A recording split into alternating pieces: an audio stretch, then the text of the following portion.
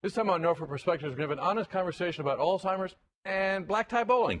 And then Dominion Virginia Power has Energy Share. We're going to tell you all about it and the role you can play in that. Norfolk's emerging leaders. It's an exciting time of year because the interns come to City Hall, and 7 venues known as Scope and Chrysler Hall has some cool programs coming up you're going to want to hear about. Stay tuned right here on Norfolk Perspectives.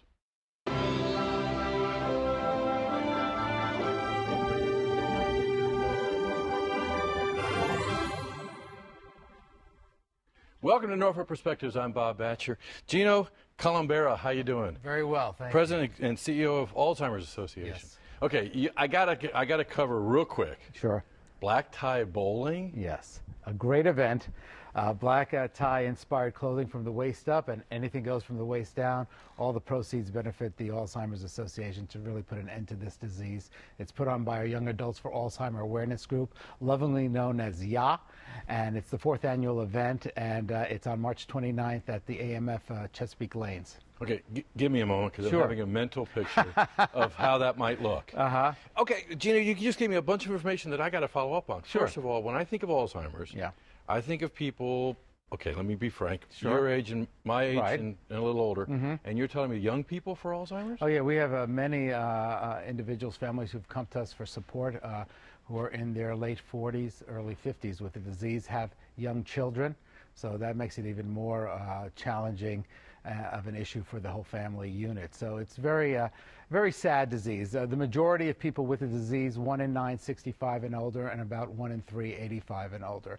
But if you think of the baby boomer generation coming of age, you don't have to be a mathematician to know that what is now 5 million Americans with the disease could go all the way up to 16 million by mid-century. So this is a very difficult disease. It's one of the top 10 causes of death of the United States of a disease that doesn't have a way to prevent it. We don't have a way to effectively treat it, and we don't know what causes it.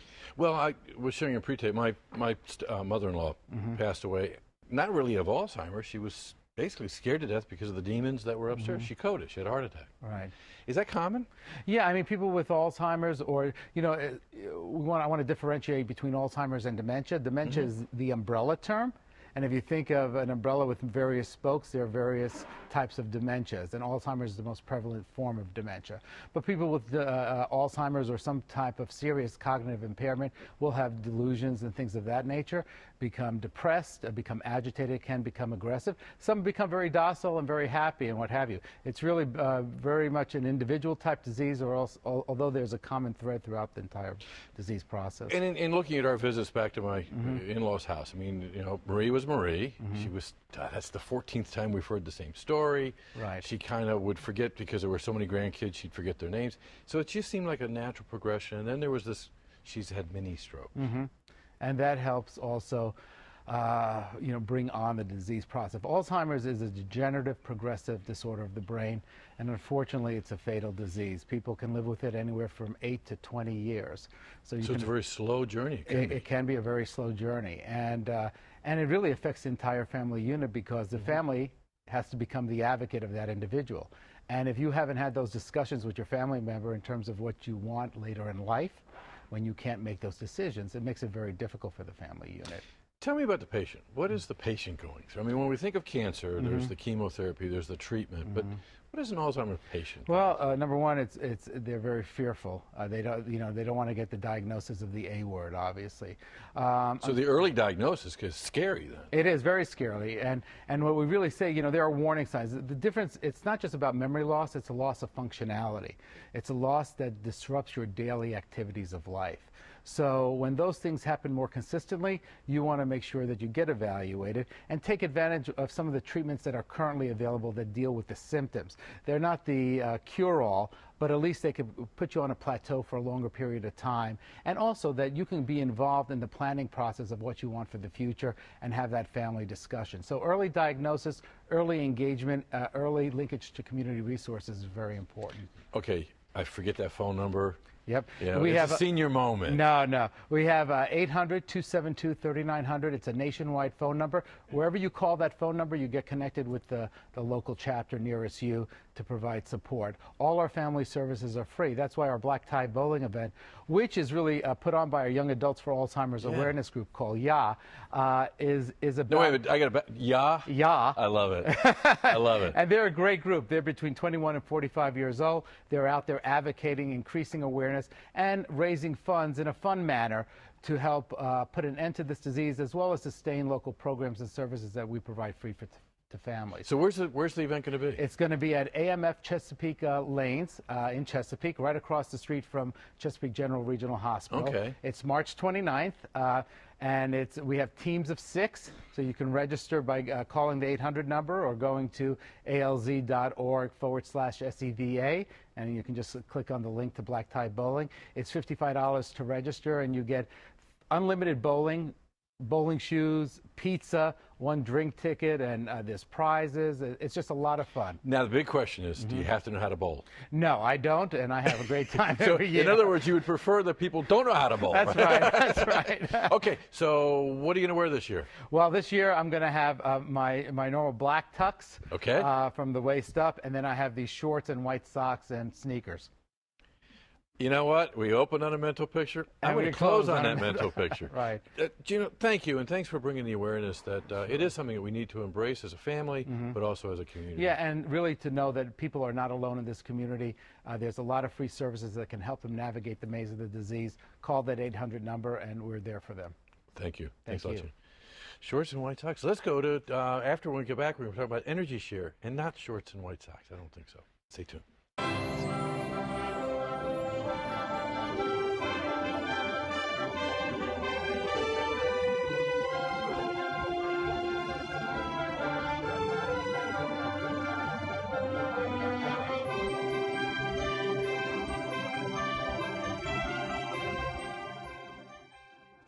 All right, give me a spot. You know my motto, safety first. They could be dangerous. I think we should call animal control. Animal control? To be safe. Don't worry. I got this. It's a new motto. You don't have to be perfect to be a perfect parent. There are thousands of teens in foster care who don't need perfection. They need you. Welcome back to Norfolk Perspectives. Well, I'm here with 2 very special people from Dominion Virginia Power and the Salvation Army. How you doing? Fine. How are you? Now, we're going to see if the viewer can figure out which one's which. But I will say, Rita Randolph, you're with Dominion Virginia Power. Yes, I am. And Brett Meredith, Captain Brett Meredith, you're a regular guest now on the show. I know. But we're changing topics. We are changing topics. We're not going to talk about the Kroc Center today, right? We are not. April 24th? April 24th. Cool. And Rita, you got to get over there and see it. I It's will. great.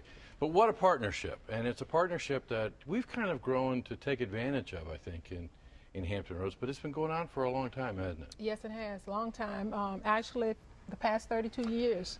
Wait a minute. Did you say 32 years? 32. We've actually started our 33rd year with Energy Share. Wow. Yes. It's one of those things, I mean, I get, and I'm going to be candid, I get it into my envelope, and I have the opportunity, and that commercial comes on with the kid with the coat, and he's, you know, the mom and the kid. That's right. Boy. But how does it work? Well, it works. That's one of the main ways it works. We send out a bill insert to our customers twice a year. And we're asking our customers to support by sending in a check to help with Energy Share to help those who can't afford to pay their heating bill during the winter. Okay. So in not only heating electric, but any type of heating source, the program funds. Oh, really? Yes, it does. So it's not just... Not just electric, it's gas, oil, wood, or kerosene. See, I thought you guys wouldn't acknowledge that there was other ways of heating. Yes, So there this is. is not about the company, is it? Not about the company, it's about the partnership and the focus of keeping people comfortable in their own homes. Okay, now, Brett, how do you go about deciding who gets what then? Well, folks call, and that's the first thing they do is to call the Salvation Army, and we are then set up appointments. And being very frank, there's always more folks out there than we have time to give to it. but we spend significant time with our case managers, and they will go through and talk to the person applying to make sure they have all the documentation that's required. And if you're over 60, well, if you're under 60, you have to have a disconnect notice or losing your primary source of heating. If you're over 60, you don't have to have that disconnect notice, because we know that seniors are on very limited budgets, Right, okay. and as a partnership, we want to be able to help them. Okay, so it's not like, God, that's a big bill, I can't really afford to pay it. Right. It actually is once you get to the end. Right. Well, it's the purpose of the program is to keep those that are out of danger of losing that service. So you must be in danger, having a disconnection notice, or you're about to run out of your primary source of heating. Okay, now when you say a disconnection notice, how much is it? You're telling you in the next X days or X? Well, usually, if your disconnection notice, you would have at least the next 20 to 30 days to come up with the funds. So that gives you time to call the Salvation Army, set up an appointment, get in to see if you can get some help without your service being interrupted. So for that, I mean, we'll be candid. When you get that phone call and somebody says, my power has been turned off, Yes. you know that there's really been some time to mitigate that problem. Right. Yes, But sometimes you're dealing with people who are desperate, though, right? Right. True. all the time. True. How do, yeah, okay, because Brett, you guys are kind of behind the scenes on a lot of the programs where you give toward another organization and they provide Christmas gifts or they provide, you know, other kind of service. How do you guys manage that? We spend a lot of time at it, and we've been doing it for a very long time, because most of our partnerships, including Dominion Virginia Power and Energy Share, are more than 30 years long.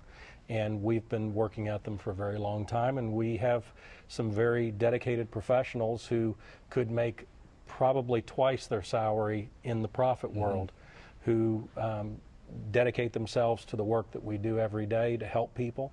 And we were talking about one of our employees before we came on, that he's been working with her for a very long time. Yes. And they are phenomenal at what they do, and they make sure that the customer, the client that they become, gets given dignity.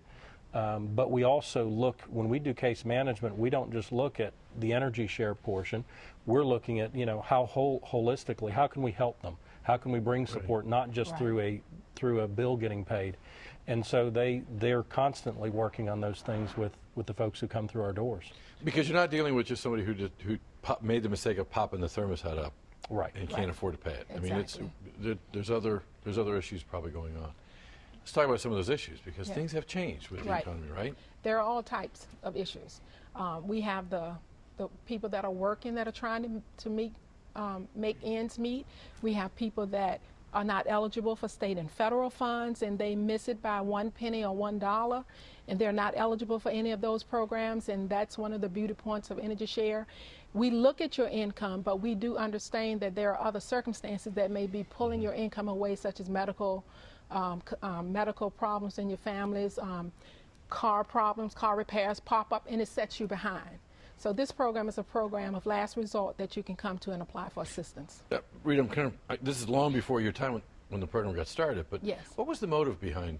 I mean, let's face it, the power company has a reputation, and they provide wonderful service, but they want to get paid. Right. And the motive behind it, when the program was created back in the early 80s, it was set as put in as a safety net for those who couldn't afford to pay their bills. We were going through dwindling federal funds, almost like where we are today. And there were people out there that needed help in the program, and the company felt a need and an obligation to put something in place to help their customers. And that's how Energy Share was created. And it's definitely working. And you talk about a partnership, because it's not a matter of you all having a fund set aside that for those people that don't pay, but it's really provides us an opportunity to do something about it. Right, right. It's a long-standing partnership. It started here in the Greater Hampton Roads area 32 years ago. Wow. That's where it started, and they are an original partner of the program. And Dominion appreciates the health and human service agencies out there that partner with us to offer this program. Super. Well, thanks for making it possible for us to check the box and send a check. Please Now, if we do that. electronically pay our bill, there's a way to do that too? Yes, if you electronically pay your bill, you can add a specified amount to your bill, and it'll be recognized as an Energy Share contribution. And also, the bill insert went out to all customers in February. So those of you who are able to contribute, please think about those who need your help. Please. And if you're wondering about the administration of it, I know this guy. Yes. It's well administered. Yes, Dominion pays all administrative costs for the program. Super. And you guys will handle it the proper way, too. We do. They always have. Thanks a lot for everything that you guys are Thank doing to you. bring this to Thank our you, Bob. attention. When we come back, we're going to be talking about those interns in City Hall. I love them. Stay tuned.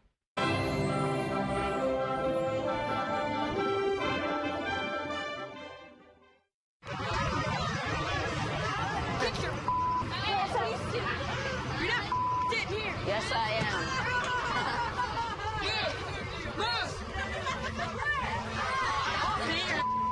Give it to him hard. No. Every day, kids witness bullying. Why stab me with it? No. They want to help, Ow. but don't know how. Oh, you got Teach your kids how to be more than a bystander. Visit stopbullying.gov. Welcome back to Norfolk Perspectives. Well, this interview I'm really looking forward to because the interns are coming back to City Hall, right, Jennifer Caldwell? That's right. The Norfolk Emerging Leader Program, That's correct. a.k.a.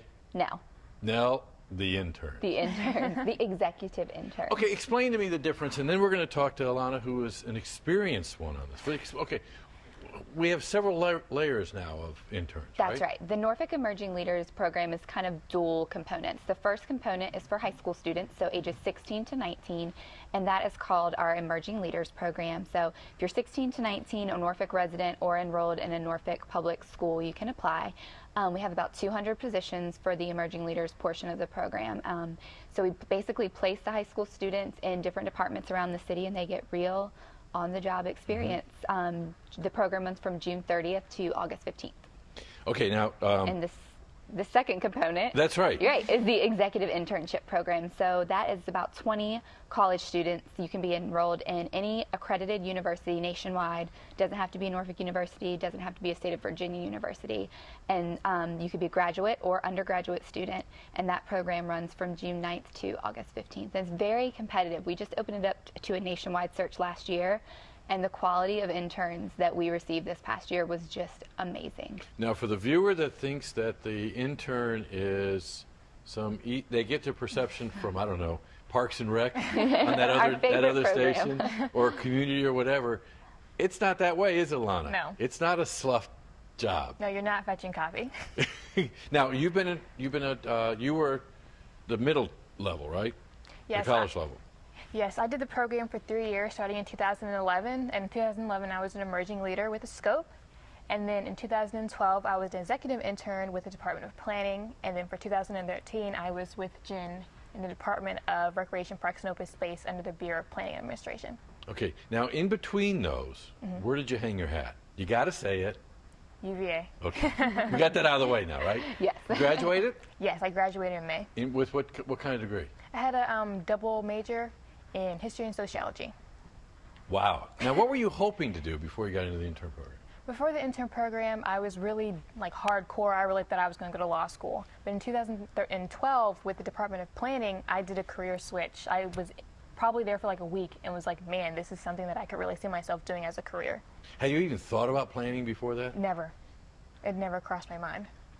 So what was your favorite part of being an intern?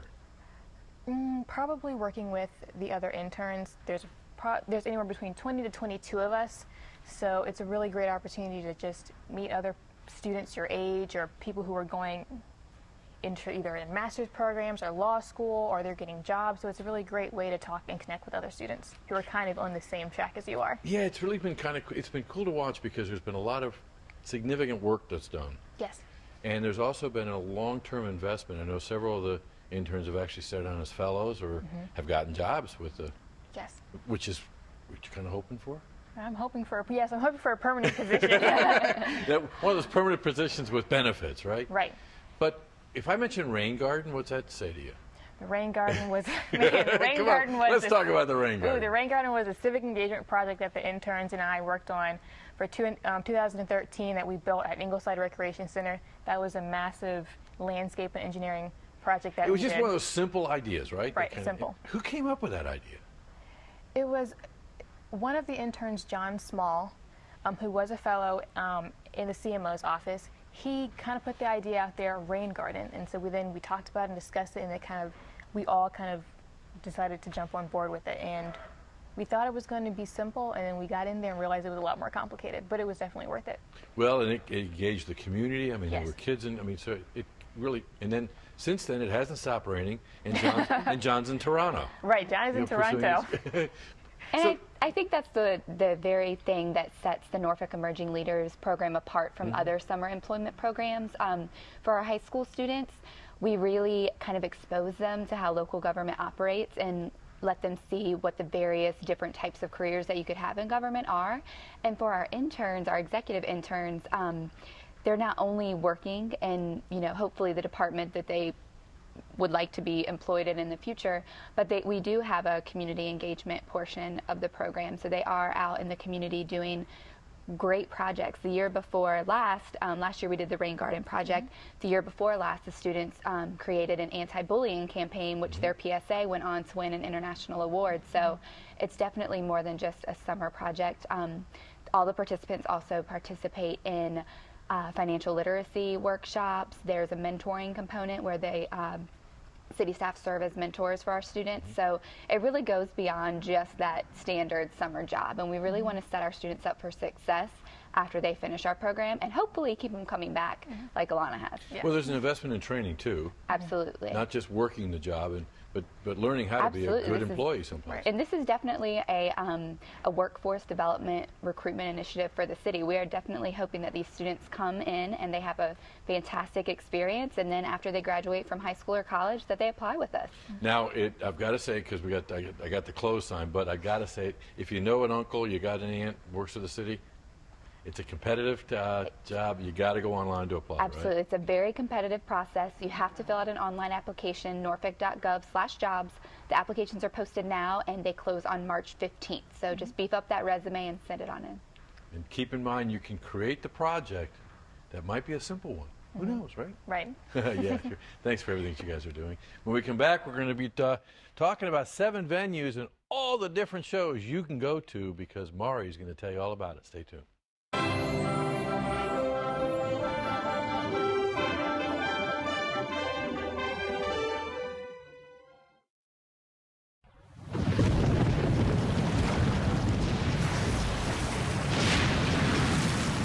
Up to 40% of businesses never recover after experiencing a major disaster. Make a plan at ready.gov/business. Welcome back to Norfolk Perspectives. Well, Mari Hodges is here from 7 Venues. How you doing? Great. Okay, let's run through the shows real quick so then we can talk turkey about the backstage. How's that? I love it. Well, if we have time left, we will. Okay, should I just hit you, or are you ready? Okay. I'm ready. What's MEAC stand for? The Mid-Eastern Atlantic Conference. It's a basketball tournament, and we are lucky to have them be hosting them again. Bob, what if I didn't know that? You were so wicked. I know it, but okay, because that's the sports one. And right. You got to do sports every now and then. However, you are kicking it off with an absolutely awesome act. Exactly. Yeah, Fantasia. So MEAC, just to back up, we have a deal with them. We're so blessed to have them in the building again at Scope Arena. That the games kick off March 10th and run that whole week. So every year we book a big concert the weekend before. So this year we have Fantasia, and that's to get people to come into town early, stay in the hotels, go out, and make a whole weekend of it before the games kick off. So this year it'll be Fantasia. Okay, because you have a reputation on the show. I mean, you have great detail about every show. So Fantasia you can do. Fantasia we can do. Basketball? Basketball? Should we talk about Tony Bennett? Let's move on to Tony Bennett. Okay, Tony Bennett. Tony Bennett. So yes, we're very excited to have him. Obviously, he's a classic. He just released an album called The Classics, which are 35 hand-picked songs that he wanted to put on an album. He's touring with his daughter, Antonia Bennett. So that'll be on a Sunday night, March 16th. So yeah, I mean, that's one of those shows to be able to go see him and, witness that kind of history. It's remote, but it's history, but yet keeps himself fresh all the time. He does.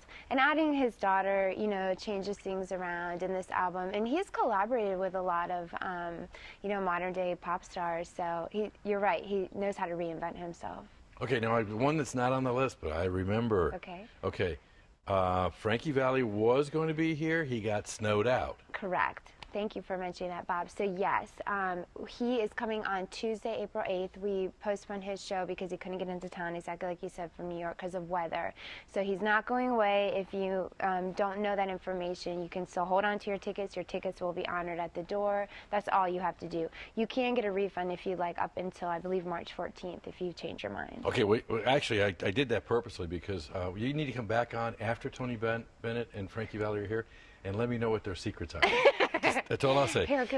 Gabriel Iglesias. Gabriel Iglesias, He is great. He's affectionately known as Fluffy for his size, and he's just a hilarious comedian. He's skyrocketed, huge fan base. We sell out his shows all the time, so we're glad to have him back in Chrysler Hall. And he's a big Comedy Central star. He took off. He's known for doing lots of voices, and now he's parlaying his career into movies. So this year you're actually going to see him starring in a lot of movies. Cool. See, what I love about having you on, I don't have to ask any follow-up questions that show that I haven't seen the act.